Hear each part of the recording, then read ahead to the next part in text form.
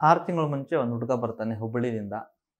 ತುಂಬ ಫ್ರಸ್ಟ್ರೇಟೆಡ್. OPDನಲ್ಲಿ ಬಂದ ತಕ್ಷಣ, ಸರ್ ನಿಮಗೆ ಬರೀ ಯೂಟ್ಯೂಬ್ನಲ್ಲಿನೇ ನೋಡಿ ಸರ್, ಫಸ್ಟ್ ಟೈಮ್ ಇವತ್ತು ನೋಡಿದೆ, ಭಾಳ ಖುಷಿ ಆಯ್ತು ಸರ್. ನಾನು ನಿನ್ನೆ ರಾತ್ರಿ ಕೂತಿದ್ದೀನಿ ಬಸ್ನಲ್ಲಿ, ಇವತ್ತು ಬೆಳಗ್ಗೆ ನಾನು ಏನೋ ಬ್ರಷ್ ಮಾಡಿಲ್ಲ, ಡೈರೆಕ್ಟ್ ಕ್ಲಿನಿಕ್ ಬಂದಿದ್ದೀನಿ ಸರ್. ನಾನು ಭಾಳ ಪ್ರಾಬ್ಲಮ್ನಲ್ಲಿದ್ದೀನಿ ಸರ್. ಆ ಉತ್ತರ ಕರ್ನಾಟಕ ಶೈಲಿ ಭಾಷೆಯಲ್ಲಿ ನಾನು ತುಂಬ ಕಷ್ಟನಲ್ಲೇ ಇದ್ದೀನಿ ಸರ್. ಏನು ಮಾಡಿ ಸರ್, ಇದು ಒಂದು ಪ್ರಾಬ್ಲಮ್ ನಾನು ಸಾಲ್ವ್ ಮಾಡಿ. ನನಗೆ ಸಾಕಾಗ್ಬಿಟ್ಟೆ, ಜೀವನ ಅಂದ್ರೇ ಬ್ಯಾಡ್ ಆಗಿಬಿಟ್ಟೆ ಸರ್. ನನಗೆ ಹೋಗ್ಬಿಟ್ಟು ನಾವು ಸಾಯ್ಬೇಕಂತ ಅನ್ಸ್ಲತ್ತದ ಅಂತ ಈ ಥರ ಮಾತಾಡ್ತಾರೆ. ಇಲ್ಲ, ಒಂದು ಕೆಲಸ ಮಾಡಿ, ಸ್ವಲ್ಪ ಕೂತ್ಕೊಳ್ಳಿ, ಆರಾಮಾಗಿ ರಿಲ್ಯಾಕ್ಸ್ ಆಗಿ, ನೀರೇನಾದ್ರು ಬೇಕಂತ ಸ್ವಲ್ಪ ನೀರು ಕೊಡ್ತಾನೆ. ಸ್ವಲ್ಪ ನೀರು ಕುಡ್ದಾದ್ಮೇಲೆ ಸ್ವಲ್ಪ ಸ್ಟೇಬಲ್ ಆಗ್ತಾನೆ ಹುಡುಗ. ಆಮೇಲೆ ಯಾಕಪ್ಪ ಈ ಥರ ಎಲ್ಲ ಮಾತಾಡ್ತಾ ಇದೆಯಾ ನೀನು, ಯಾಕೆ ಏನರ ಆಯಿತು ಆ ಥರ, ಅಷ್ಟು ಯಾಕೆ ಡಿಪ್ರೆಷನಲ್ಲಿ ಹೋಗ್ಬಿಟ್ಟಿದೆ ನೀನು ಅಂದರೆ, ಏನು ಸರ್ ನಾನು ಸ್ವಲ್ಪ ನನಗೆ ಮದುವೆಗಿಂತ ಮುಂಚೆ ಸ್ವಲ್ಪ ಕೈ ಕೆಲಸ ಮಾಡೋದು ಚಟ ಭಾಳ ಜಾಸ್ತಿ ಇತ್ತು ಸರ್. ಇವಾಗ ಮದುವೆ ಆಗಿದೆ, ಒಂದು 6 ತಿಂಗಳಾಗಿರುತ್ತೆ. ಹೆಣ್ಮಕ್ಳ ಹತ್ರ ಹೋಗ್ತೀನಿ ಸರ್, ಪಾಪ ಅವ್ರು ಕರೀತಾರೆ. ನಮ್ಮ ರಿಲೇಷನಲ್ಲಿ ಏನಿದ್ದಾರೆ ಅವರು, ಇವನು ಒಂದು ಅಲ್ಲೇ ಪ್ರೈವೇಟ್ ಸ್ಕೂಲ್ನಲ್ಲಿ ಟೀಚರ್ ಕೆಲಸ ಮಾಡ್ತಿದ್ದಾನೆ. ಅಲ್ಲಿ ಹೋಗ್ತೀನಿ ಸರ್, ನಾನು ಮಾಡ್ತೀನಿ, ಸ್ವಲ್ಪ ಉದ್ರೇಕ ಬರುತ್ತೆ. ಒಳಗಡೆ ಆದಮೇಲೆ ಒಂದು ಅರ್ಧ ನಿಮಿಷ 1 ನಿಮಿಷದಲ್ಲೇ ಇನ್ನು ಮಾಡ್ತಾನೆ ಇರ್ತೀವಿ, ಅದು ಡೌನ್ ಆಗಿಬಿಡುತ್ತೆ ಸರ್. ಬೇಜಾರಾಗ್ಬಿಟ್ಟು ನಾ ಆ ಸೈಡ್ ಮುಖ ಮಾಡಿ ಮಲಗ್ತೀನಿ, ವೈಫ್ ಆ ಸೈಡ್ ಮುಖ ಮಾಡಿ ಮಲಗ್ತಾರೆ. ನನಗೇನೆ ಬೇಜಾರಾಗ್ಲತ್ತ ಸರ್. ನೋಡಾಗ ಇಷ್ಟು ದಷ್ಟು ಪುಷ್ಟಿ ಇದ್ದೀನಿ, ದಿನ ವ್ಯಾಯಾಮ ಮಾಡ್ತೀನಿ ಸರ್. ದಿನ ನೀವು ಹೇಳಿದ ಪ್ರಕಾರ ಎಲ್ಲ ನಾನು ಬಾದಾಮಿ ತಿನ್ಲತ್ತೀನಿ, ಖಾರಿಗೆ ತಿನ್ಲತ್ತೀನಿ, ಎಲ್ಲ ಮಾಡ್ಲತ್ತೀನಿ ಸರ್. ಯಾಕೆ ಸರ್ ಈ ಥರ ಪ್ರಾಬ್ಲಮ್ ನನಗೆ ಅಂತ ಎಲ್ಲ ನೋಡಪ್ಪ, ಸ್ವಲ್ಪ ನೋಡ್ತೀನಿ, ಎಲ್ಲ ಡೀಟೇಲಾಗಿ ಅನಲೈಸಿಸ್ ಮಾಡ್ತೀನಿ ಅಂತ. ಸೊ ಈ ಕಂಡೀಷನ್ ಬಗ್ಗೆ ನಾನು ಏನು ಮಾತಾಡ್ತಿದ್ನಲ್ಲ, ಈ ಕಂಡೀಷನ್ಗೆ ಏನಂತಾರೆ, ಡ್ಯೂರಿಂಗ್ ಇಂಟರ್ಕೋರ್ ಕೊಲ್ಯಾಪ್ಸ್ ಆಗೋದು, ಅಥವಾ ಜಸ್ಟ್ ಸೆಕ್ಸ್ ಮಾಡ್ತಾನೆ ಏನಾಗುತ್ತೆ, ನಿಮ್ದು ಎರೆಕ್ಷನ್ ಕಳ್ಕೊಳ್ಳೋದು. ಸೊ ಇದು ಯಾಕಾಗುತ್ತೆ ಎಲ್ಲ ಡೀಟೇಲಾಗಿ ಹೇಳ್ತೀನಿ. ನಮಸ್ಕಾರ, ನನ್ನ ಹೆಸರು ಡಾಕ್ಟರ್ ನಾರಾಯಣ್ ಮದ್ಕಲೆ. ನಾನು ಒಂದು ಆಯುರ್ವೇದಿಕ್ ಸೆಕ್ಸಾಲಜಿಸ್ಟ್, ಆಯುರ್ವೇದಿಕ್ ಕನ್ಸಲ್ಟೆಂಟ್, ಬೆಂಗಳೂರಿನಲ್ಲಿ ಪ್ರಾಕ್ಟೀಸ್ ಮಾಡ್ತೀನಿ. ಲಾಸ್ಟ್ 15 ವರ್ಷದಲ್ಲಿ ನಾನು ಏನು ಸೆಕ್ಸುವಲ್ ಮೆಡಿಸಿನಲ್ಲಿ ಏನು ಪ್ರಾಕ್ಟೀಸ್ ಮಾಡಿದ್ದೀನಿ, ನನ್ನ ಅನುಭವ, ನನ್ನ ಎಕ್ಸ್ಪೀರಿಯೆನ್ಸ್ ನಮ್ಮ ಜೊತೆಗೆ ಶೇರ್ ಮಾಡ್ತೀನಿ. ಯಾಕಂದರೆ ಪ್ರತಿಯೊಂದು ಮನುಷ್ಯಗೆ ನಾನು ಪರ್ಸ್ನಲಿ ಮಾತಾಡೋಕ್ಕಾಗಲ್ಲ. ಅವನು ಗುಲ್ಬರ್ಗಾನಲ್ಲಿ ಇರ್ಬೋದು, ಅವನು ಬೆಳಗಾಂನಲ್ಲಿ ಇರ್ಬೋದು, ಅವನು ಹಾವೇರಿನಲ್ಲಿ ಇರ್ಬೋದು, ಅವನು ಚಾಮರಾಜನಗರನಲ್ಲಿ ಇರ್ಬೋದು, ಅವನು ಕೂರ್ಗ್ನಲ್ಲಿ ಇರ್ಬೋದು, ಅವನು ಶಿರ್ಸಿನಲ್ಲಿ ಇರ್ಬೋದು. ಪ್ರತಿಯೊಂದು ಊರದವ್ರಿಗೆ ನನಗೆ ಡೈರೆಕ್ಟ್ ಮಾತಾಡೋಕ್ಕಾಗಿಲ್ಲ. ಬಟ್ ನಾನು ಅನ್ಸ್ಕೋತೀನಿ, ಪ್ರತಿಯೊಂದು ಜಿಲ್ಲೆಯಲ್ಲಿ, ಪ್ರತಿಯೊಂದು ತಾಲೂಕಿನಲ್ಲಿ, ಪ್ರತಿಯೊಂದು ಹಳ್ಳಿನಲ್ಲಿ ಈ ಥರ ಹುಡುಗರು ಇರ್ಬೋದು, ಈ ಥರ ಸಮಸ್ಯೆನ ಫೇಸ್ ಮಾಡ್ತಿರ್ಬೋದು. ಜಸ್ಟ್ ನಾನು ಇದು ಬೆಂಗಳೂರಿನಲ್ಲಿ ಒಂದು ವಿಡಿಯೋ ಮಾಡಿ ಅವ್ರ ಲೈಫ್ನಲ್ಲಿ ಏನಾದರೂ ಬದಲಾವಣೆ ಆಗ್ತಾಯಿದೆ, ನನ್ನ ವಿಡಿಯೋ ನೋಡಿಬಿಟ್ಟು ಅವ್ರ ಲೈಫ್ನಲ್ಲಿ ಏನಾದರೂ ಒಳ್ಳೇದಾಗ್ತಾಯಿದೆ ಅನ್ನೋ, ಅದಕ್ಕಿಂತ ಜಾಸ್ತಿ ಖುಷಿ ನನ್ನ ಪ್ರೊಫೆಷನಲ್ಲಿ ಯಾವುದೂ ಇಲ್ಲ. ಸೊ ಈ ಕಂಡೀಷನ್ ಏನಂದರೆ, ಸೆಕ್ಸ್ ಮಾಡ್ತಾನೆ ಡೌನ್ ಆಗಿಬಿಡ್ತಾ ಇದೆ. ಅದಕ್ಕೆ ಏನಂದರೆ, ಇವಾಗ ಸದ್ಯಕ್ಕೆ ಒಂದು ಸ್ಟಡಿ ಏನು ಹೇಳುತ್ತೆ ಅಂದರೆ, ಪ್ರೆಸೆಂಟ್ನಲ್ಲಿ ಒಂದು 15% ಯಂಗ್ ಜನ್ರೇಷನ್, 40 ಇಯರ್ಸ್ಗಿಂತ ಕಡಿಮೆ ವಯಸ್ಸರು, ಅಂದರೆ 15% ಜನರಿಗೆ ಈ ಪ್ರಾಬ್ಲಮ್ ಕಂಡು ಬರ್ತಾ ಇದೆ. ಅಂದರೆ ಸೆಕ್ಸ್ ಮಾಡುವಾಗನೇ ಸ್ಖಲನ ಆಗೋಕ್ಕಿಂತ ಮುಂಚೆನೇ ನಿಮುರ್ಕಿ ಕಳ್ಕೊಳ್ಳೋದು, ಅಥವಾ ಎರೆಕ್ಷನ್ ಲಾಸ್ ಆಗಿಬಿಡೋದು. ಸೊ ಇದು ಏನಂದರೆ, 3 ಮೇನ್ ಪ್ರಾಬ್ಲಮ್ ಇದೆ ಇದರಲ್ಲಿ. ಒಂದು ವ್ಯಾಸ್ಕ್ಯುಲರ್ ಇಶ್ಯೂ, ಒಂದು ನ್ಯೂರೋಲಾಜಿಕಲ್ ಇಶ್ಯೂ, ಮತ್ತು ಒಂದು ಸೈಕಲಾಜಿಕಲ್ ಇಶ್ಯೂ. ವ್ಯಾಸ್ಕ್ಯುಲರ್ ಇಶ್ಯೂ ಬಗ್ಗೆ ನಾವು ಮಾತಾಡುವಾಗ, ಒಂದು ಧಮನಿಗಳೇನಿರುತ್ತೆ ಬಾಡಿನಲ್ಲಿ, ಹಾರ್ಟ್ದಿಂದ ಬಾಡಿದ ಬೇರೆ ಪಾರ್ಟ್ಸ್ನ ಏನು ಬ್ಲಡ್ ಸಪ್ಲೈ ಏನು ಮಾಡುವ ವೆಸಲ್ಸ್ ಇರುತ್ತೆ, ಈ ವೆಸಲ್ಸ್ನಲ್ಲಿ ಕೊಲೆಸ್ಟ್ರಾಲ್ ಏನಾದರೂ ಡೆಪಾಸಿಟ್ ಆಗ್ತಾ ಇದೆಯಾ, ಈ ವೆಸಲ್ಸ್ನಲ್ಲಿ ಹಾರ್ಡ್ನಿಂಗ್ ಏನಾದರೂ ವಯಸ್ಸಿಗಿಂತ ಜಾಸ್ತಿ ಬರ್ತಾ ಇದೆಯಾ, ಈ ವೆಸಲ್ಸ್ನಲ್ಲಿ ಏನಾದರೂ ತೊಂದರೆ ಆಗ್ತಾ ಇದೆಯಾ, ಅಥಿರೋಸ್ಕ್ಲೆರೋಟಿಕ್ ಕಂಡೀಷನ್ಸು. ಈ ಕಂಡೀಷನ್ಸ್ನಲ್ಲಿ ಏನಾಗುತ್ತೆ, ಕಾಂಪ್ರಮೈಸ್ ಆಗಿಬಿಡುತ್ತೆ ಬ್ಲಡ್ ಫ್ಲೋನ. ಅದು ಯಾಕೋ, ಅದು ಕೊಲೆಸ್ಟ್ರಾಲ್ ಜಾಸ್ತಿ ಆಗಿರೋದ್ರಿಂದ ಆಗಿರ್ಬೋದು, ಅದು ಸ್ಮೋಕಿಂಗ್ದಿಂದ ಆಗಿರ್ಬೋದು, ಅಥವಾ ಯಂಗ್ ಏಜ್ನಲ್ಲಿ ಬರುವ ಡಯಾಬಿಟೀಸ್ ಪ್ರಾಬ್ಲಮ್ದಿಂದ ಆಗಿರ್ಬೋದು, ಅಥವಾ ಯಂಗ್ ಏಜ್ನಲ್ಲಿ ತುಂಬ ಬೇಗ ತೂಕ ಜಾಸ್ತಿ ಬರ್ತಾ ಇದೆ, ಒಬೆಸಿಟಿ ಆಗ್ತಾ ಇದೆ, ಆ ಪ್ರಾಬ್ಲಮ್ದಿಂದನೂ ಆಗಬಹುದು. ಒಂದು ನಮ್ಮದು ಏನು ಹೃದಯ ಇರುತ್ತೆ ನೋಡಿ, ಹಾರ್ಟು, ಅಥವಾ ಹಾರ್ಟ್ ವೆಸಲ್ಸು, ನಮ್ಮ ಪೆನಿಸ್ಗೆ ಎಷ್ಟು ಬ್ಲಡ್ ಸಪ್ಲೈ ಆಗುತ್ತೆ ನೋಡಿ, ಅದಕ್ಕಿಂತ 4 ಟೈಮ್ಸ್ ಜಾಸ್ತಿ ವೆಸಲ್ಸ್ ಅಲ್ಲಿರುತ್ತೆ. ಸೊ ಈ ವೆಸಲ್ಸು ಏನಾಗುತ್ತೆ, ಬರ್ತಾ ಕೊಲೆಸ್ಟ್ರಾಲ್ ಡೆಪಾಸಿಟ್ದಿಂದ, ಸ್ಮೋಕಿಂಗ್ದಿಂದ ಹಾರ್ಡ್ನೆಸ್ ಬಂದುಬಿಟ್ಟು ಎಲಾಸ್ಟಿಸಿಟಿ ಕಳ್ಕೊಳ್ಳುತ್ತೆ. ಅದು ಏನು ಸ್ಮೂತ್ನೆಸ್ ಇದೆ ಅನ್ನೋದೇ ಅದು ಕಳ್ಕೊಳ್ಳುತ್ತೆ. ಸೊ ಈ ಥರ ಇಫ್ ಇನ್ ಕೇಸ್ ತಮಗೆ ಏನಾದರೂ ಸೆಕ್ಸ್ ಮಾಡ್ತಾನೆ ನಿಮಗೆ ನಿಮುರ್ಕಿ ಏನಾದರೂ ಕಳೀತಾ ಇದ್ದರೆ, ಸೊ ನಿಮ್ಮದು ಕಂಪ್ಲೀಟ್ ಕಾರ್ಡಿಯಾಕ್ ಚೆಕಪ್ಪು ಮಾಡಬೇಕು. ಯಾಕಂದರೆ ಏನು ಸ್ಟಡಿ ಹೇಳುತ್ತೆ ಅಂದರೆ, ಈ ಥರ ಎರೆಕ್ಷನ್ ಕಳೀತಾ ಇದೆ ಅಂದರೆ ದೇರ್ ಶುಡ್ ಬಿ ಬಾಡಿನಲ್ಲಿ ಕೊಲೆಸ್ಟ್ರಾಲ್ ಏನಾದರೂ ಜಾಸ್ತಿ ಆಗ್ತಾ ಇದೆಯಾ, ಹೇಗೆ ನಿಮ್ಮದು ಪೆನಿಸ್ ವೆಸಲ್ಸ್ನಲ್ಲಿ ಕೊಲೆಸ್ಟ್ರಾಲ್ ಕೂತಿದಿರುತ್ತೆ ಆ ಥರನೇ ನಿಮ್ಮ ಹಾರ್ಟ್ ವೆಸಲ್ನಲ್ಲಿ ಕೂಡ ಕೊಲೆಸ್ಟ್ರಾಲ್ ಕೂತಿದಿರುತ್ತೆ. ಮತ್ತು ಇವತ್ತು ನಾಳೆ ಯಂಗ್ ಜನ್ರೇಷನಲ್ಲಿ ಸ್ವಲ್ಪ ಪೋಸ್ಟ್ ಕೋವಿಡ್ ಏನಿದೆ, ಸ್ವಲ್ಪ ಕಾರ್ಡಿಯಾಕ್ ಅರೆಸ್ಟ್ ಅಥವಾ ಹಾರ್ಟ್ ಪ್ರಾಬ್ಲಮ್ ಏನು ಜಾಸ್ತಿ ಆಗ್ತಾ ಇದೆ.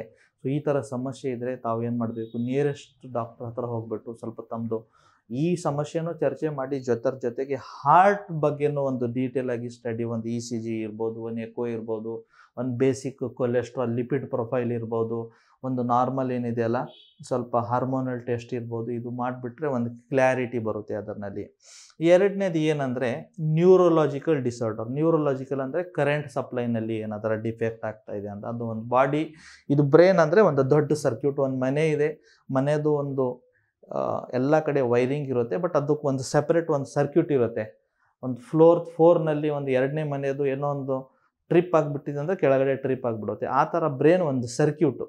ಈ ಸರ್ಕ್ಯೂಟ್ನಲ್ಲಿ ಏನಾದರೂ ಡಿಫೆಕ್ಟ್ ಆಗ್ತಾ ಇದೆ. ಅವು ಏನೇನು ಡಿಫೆಕ್ಟ್ ಆಗ್ತಿರ್ಬೋದು, ಡಯಾಬಿಟೀಸ್ನಲ್ಲಿ ಡಯಾಬಿಟೀಸ್, ನ್ಯೂರೋಪೆಥಿಯಿಂದ ಕರೆಂಟ್ ಪಾಸ್ ಮಾಡೋಕ್ಕೆ ತೊಂದರೆ ಇರ್ಬೋದು, ಅಥವಾ ಸ್ಟ್ರೆಸ್ ಡಿಸಾರ್ಡರ್ ಇದೆ, ಅಥವಾ ಏನಾದರೆ ತುಂಬ ವರ್ಕ್ಲೋಡ್ ಪ್ರೆಷರ್ ಜಾಸ್ತಿ ಇದೆ, ಟೆನ್ಷನ್ ಇದೆ, ಇದರಿಂದ ಬಾಡಿನಲ್ಲಿ ಹಾರ್ಮೋನಲ್ ಇಂಬ್ಯಾಲೆನ್ಸ್ ಆಗಿಬಿಟ್ಟು ಟೆಸ್ಟೋಸ್ಟಿರಾನ್ ಕಡಿಮೆ ಆಗೋದು, ಕಾರ್ಟಿಸಾಲ್ ಜಾಸ್ತಿ ಆಗೋದು, ಈ ಪ್ರಾಬ್ಲಮ್ ಇರ್ಬೋದು. ಜೊತೆಗೆ ಸರ್ಟನ್ ಕಂಡೀಷನ್ಸ್ ಇರುತ್ತೆ, ಅದರಲ್ಲಿ ಏನಾಗುತ್ತೆ ನರ್ವ್ ಬಿಫೋರ್ ಏಜೇ ಏನಾಗುತ್ತೆ ವೀಕ್ ಆಗ್ತಾ ಹೋಗುತ್ತೆ. MS ಇರ್ಬೋದು, ಅದರಲ್ಲಿ ಏನಾಗುತ್ತೆ ತುಂಬ ಬೇಗನೆ ವೀಕ್ನೆಸ್ ಬರೋಕ್ಕೆ ಸ್ಟಾರ್ಟ್ ಆಗುತ್ತೆ. ಸೊ ಎಲ್ಲ. ಮೂರನೇದು ಏನಂದರೆ ಸೈಕಲಾಜಿಕಲ್ ಡಿಸಾರ್ಡರ್. ಅದನ್ನು ಹೇಳಿದಂಗೆ ಸ್ಟ್ರೆಸ್ದಿಂದ ಏನಾಗುತ್ತೆ ಕಾರ್ಟಿಸಾಲ್ ಜಾಸ್ತಿ ಆಗೋದು, ಕಾರ್ಟಿಸಾಲ್ ಜಾಸ್ತಿ ಆದರೆ ಟೆಸ್ಟೋಸ್ಟಿರಾನ್ ಕಡಿಮೆ ಆಗೋದು. ಸೊ ಈ 3 ಮೇನ್ ಪ್ರಾಬ್ಲಮ್. ಒಂದು ವ್ಯಾಸ್ಕುಲರ್ ಅಂದರೆ ಧಮನಿ ಒಳಗಡೆ ಕೊಲೆಸ್ಟ್ರಾಲ್ ಕೂತ್ಕೊಳ್ಳೋದು, ನ್ಯೂರೋಲಾಜಿಕಲ್ನಲ್ಲಿ ಸರ್ಕ್ಯೂಟ್ನಲ್ಲಿ ಏನಾದರೂ ಪ್ರಾಬ್ಲಮ್, ಕರೆಂಟ್ ಸಪ್ಲೈನಲ್ಲಿ ಏನಾದರೂ ಪ್ರಾಬ್ಲಮ್ಮು, ಸೈಕಲಾಜಿಕಲ್ನಲ್ಲಿ ಸ್ಟ್ರೆಸ್ಸು ಟೆನ್ಷನ್ದಿಂದ. ಸೊ ಇದು ಇವಾಗ ಯಾವ ಪ್ರಾಬ್ಲಮ್ದಿಂದ ಎರೆಕ್ಷನ್ ಕಡಿತಾ ಇದೆ ಅಂತ ಸ್ವಲ್ಪ ಬೇಸಿಕ್ಸ್ ಟೆಸ್ಟ್ ಮಾಡಿಸ್ತೀವಿ. ಅದು ಜಸ್ಟ್ ನಿಮ್ಮದು ಬಾಡಿದು ಕೊಲೆಸ್ಟ್ರಾಲ್ ಚೆಕಪ್ ಇರ್ಬೋದು, ನಿಮ್ಮ ಡಯಾಬಿಟಿಕ್ ಸ್ಕ್ರೀನಿಂಗ್ ಇರ್ಬೋದು, ನಿಮ್ಮ ಲಿವರ್ ಫಂಕ್ಷನ್ ಟೆಸ್ಟ್ ಹೇಗಿದೆ ಅದು ನೋಡ್ಬೋದು. ಅದರ ಜೊತೆಗೆ ನಿಮ್ಮ ಬಾಡಿನಲ್ಲಿ ಒಂದು ಹಾರ್ಮೋನಲ್ ಪ್ರೊಫೈಲ್ ಚೆಕ್ ಮಾಡೋದು, ಮತ್ತು ರಿಲೇಷನ್ಶಿಪ್ ಇದರ ಬಗ್ಗೆನೂ ಮಾತಾಡಬೇಕು. ಯಾಕಂದರೆ ಸಾಕಷ್ಟು ಪೇಷಂಟ್ ಹೇಳ್ತಾರೆ, ಸರ್ ನನಗೆ ಬ್ಲೂ ಫಿಲ್ಮ್ ನೋಡುವಾಗ ಅಥವಾ ನನಗೆ ಯಾವುದೋ ಈ ಥರ ಸೆಕ್ಸುವಲ್ ವಿಡಿಯೋ ನೋಡುವಾಗ ನನಗೆ ನಿಮೂರ್ಕಿ ಬರುತ್ತೆ ಸರ್, ಎರೆಕ್ಷನ್ ಬರುತ್ತೆ, ಬಟ್ ವೈಫ್ ಹತ್ರ ಹೋದ್ಮೇಲೆ ಅದು ನಿಮೂರ್ಕಿ ಕಳ್ಕೊಳ್ಳುತ್ತೆ. ನಾನು ಈ ಥರ ಯಾಕೆ ಆಗ್ತಾ ಇದೆ ಅಂತ ನಮ್ಮದೇ ಒಬ್ಬರು ಹಳೆಯ ಫ್ರೆಂಡ್ ಸರ್, ಅಂದರೆ ಬಿಫೋರ್ ಮದುವೆ ಅವ್ರ ಜೊತೆಗೆ ನನ್ನ ಸಂಬಂಧ ಇತ್ತು, ಅವ್ರ ಹತ್ರ ಹೋದರೆ ನನಗೆ ಚೆನ್ನಾಗಿ ಆಗ್ತಾ ಇದೆ ಸರ್ ಸೆಕ್ಸು, ಬಟ್ ವೈಫ್ ಜೊತೆಗೆ ಸಂಭವ ನಾನು ಸೇರ್ತಾ ಇದ್ದರೆ 1 ನಿಮಿಷದಲ್ಲಿ ಡೌನ್ ಆಗ್ತಾ ಇದೆ. ಅಂದರೆ ಆ ಟೈಮ್ನಲ್ಲಿ ಏನಾಗುತ್ತೆ, ಒಂದು ಶಾರೀರಿಕ ವೀಕ್ನೆಸ್ ಇದ್ದೇ ಇರುತ್ತೆ, ಜೊತೆಗೆ ಒಂದು ಸೈಕಲಾಜಿಕಲ್ ಫ್ಯಾಕ್ಟರ್ದಿಂದ ಆ ಪರ್ಟಿಕ್ಯುಲರ್ ಪರ್ಸನ್ಗೆ ಅವರ್ಜನ್, ಅದು ಅವರಿಬ್ಬರು ಗಂಡ ಹೆಂಡತಿ ಒಳಗಡೆ ಸಂಬಂಧ ಕರೆಕ್ಟಾಗಿ ಇಲ್ಲ, ಆ ಒಂದು ರೀಸನ್ದಿಂದನೂ ಸ್ವಲ್ಪ ಬೇಗ ಎರೆಕ್ಷನ್ ಡೌನ್ ಆಗೋದೆ. ಸೊ ಅದಕ್ಕೆ ನನ್ನ ಹತ್ರ ಈ ಏನು ಪೇಷಂಟ್ ಬಂದಿದೆಯಲ್ಲ ಹುಬ್ಬಳ್ಳಿದಿಂದ, ಆ ಪೇಷಂಟ್ ಮಾತಾಡಿದ್ರೆ ಅವ್ರು ಸ್ವಲ್ಪ ನಾನು ಸ್ಕ್ರೀನಿಂಗ್ ಮಾಡಿದಾಗ ಒಂದು 3-4 ಪಾಯಿಂಟ್ಸ್ ಗೊತ್ತೇನಾಯ್ತಂದರೆ, ಸ್ವಲ್ಪ ಬ್ಲಡ್ ಪ್ರೆಷರ್ ಜಾಸ್ತಿ ಆಗಿತ್ತು ಅವನು. ಯಂಗೇಜ್ನಲ್ಲಿನೂ 190, 100, 190, 100 ಈ ಥರ BP, ಕೊಲೆಸ್ಟ್ರಾಲ್ ಬಾಡಿನಲ್ಲಿ ಜಾಸ್ತಿ ಆಗಿಬಿಟ್ಟಿತ್ತು. ಮೂರನೇದು ಏನಂದರೆ, ಯಾವಾಗ ನಾವು ಸ್ವಲ್ಪ ಡೀಟೇಲಾಗಿ ಹಿಸ್ಟ್ರಿ ತೊಗೊಂಡಿವಿ, ಅದೇ ನಾನು ಹೇಳಿದಂಗೆ ಸ್ವಲ್ಪ ರಿಲೇಷನ್ಶಿಪ್ ವೈಫ್ ಜೊತೆಗೆ ಅಷ್ಟು ಕರೆಕ್ಟಾಗಿ ಇಲ್ಲ.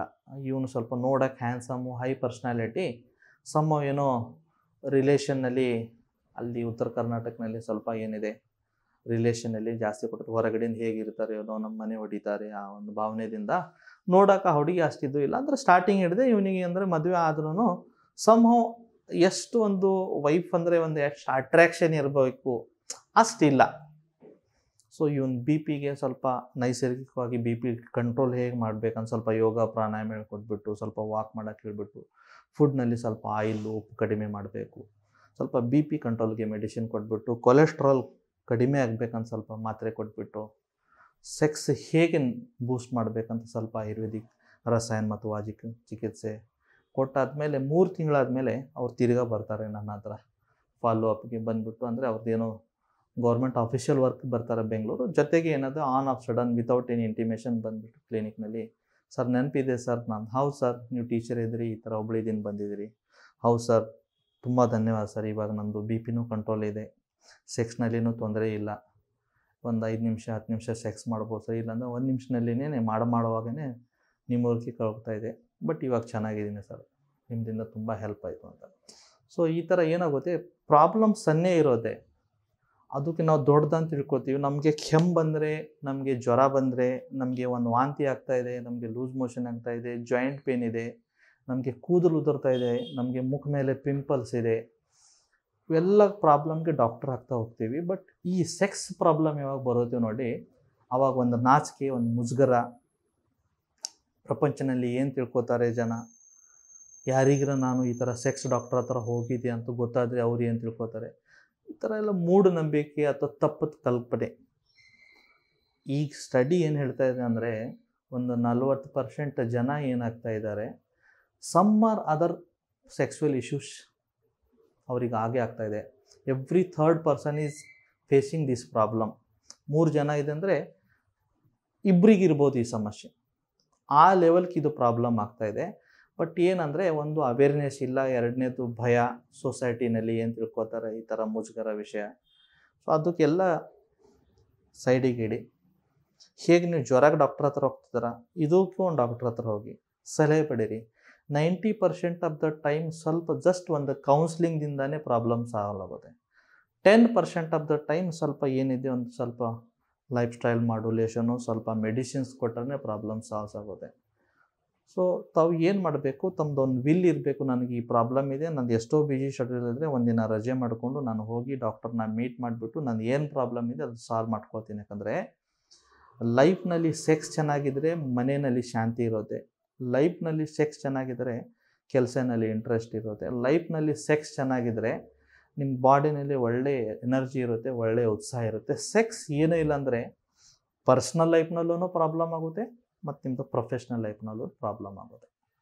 ಸೊ ಇವೆಲ್ಲ ಆಗಬಾರ್ದಂದರೆ ಹೆಲ್ದಿ ಇರಿ, ಒಳ್ಳೆ ಎಕ್ಸಸೈಸ್ ಮಾಡಿ, ಒಳ್ಳೆ ನಿದ್ರೆ ಮಾಡಿ, ಸ್ಟ್ರೆಸ್ನ ಅವಾಯ್ಡ್ ಮಾಡಿ, ರೆಗ್ಯುಲರ್ ಬಾಡಿನಲ್ಲಿ ನಿಮ್ಮ ಚೆಕಪ್ ಮಾಡ್ತಾಯಿರಿ, ಯಾವುದೋ ಒಂದು ಡಾಕ್ಟರ್ ಸಲಹೆ ಪಡ್ಕೊಂಡು.